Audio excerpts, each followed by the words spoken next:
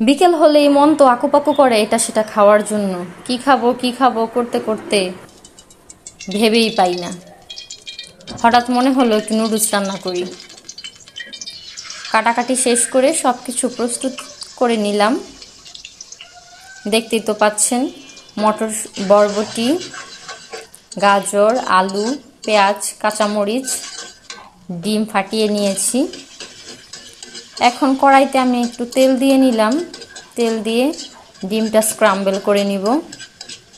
বেশি ভাজার প্রয়োজন নেই, অল্প করে ভাজবো। অল্প করে ভেজে আমি ডিমগুলো উঠিয়ে নিব। ডিমগুলো উঠিয়ে নিয়ে আর একটু তেল দিয়ে দিব।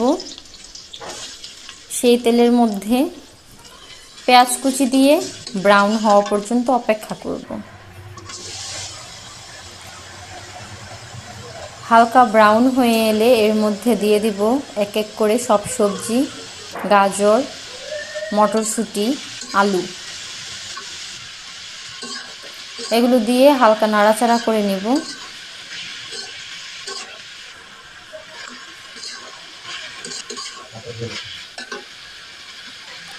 যখন হালকা সেদ্ধ হয়ে আসবে তখন স্বাদ মতো লবণ দিয়ে দিব।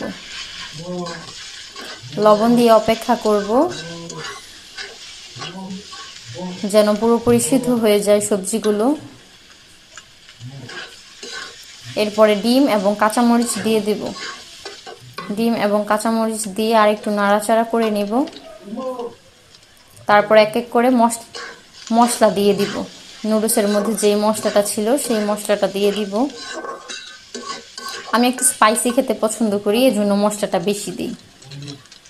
আপনারা কে কেমন খেতে পছন্দ করেন অবশ্যই কমেন্ট করে জানাবেন। আমার একটু ঝাল ঝাল নুডলস খেতে খুবই ভালো লাগে, এজন্য আমি আরও 2 প্যাকেট ম্যাগি মশলা দিয়ে দিচ্ছি। ম্যাগি মশলার ফ্লেভারটা আমার কাছে খুব ভালো লাগে, এটা খেতেও খুব মজা। তারপর দিয়ে দিলাম একটু সয়া সস, একটু টমেটো সস। টমেটো সস দিয়েও আবার ভালো করে নাড়াচাড়া করে নিব কিছুক্ষণ। সব সবজির সাথে সসগুলো মিশে গেলে এরপর দিয়ে দিব চিনি। চিনি কিন্তু নুডলসের স্বাদ দ্বিগুণ করে দেয়, আপনারা ট্রাই করে দেখবেন। যে কোনো চাইনিজ রান্নার মধ্যে চিনি দিলে সেটা খেতে খুবই ভালো লাগে। সব সবজি মিশানো হয়ে গেলে এবার নুডলস দিয়ে দিব।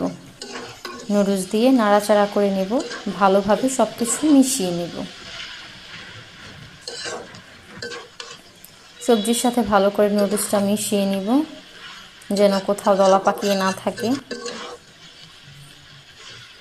সবজির সাথে নুডলসটা ভালো করে মিশে গেলে খেতেও ভালো লাগে। দেখে মনে হচ্ছে তেল অনেক বেশি হয়েছে, কিন্তু না, যখন সব সবজির সাথে নুডলসটা মেশাবো তখন একদম পারফেক্ট হবে।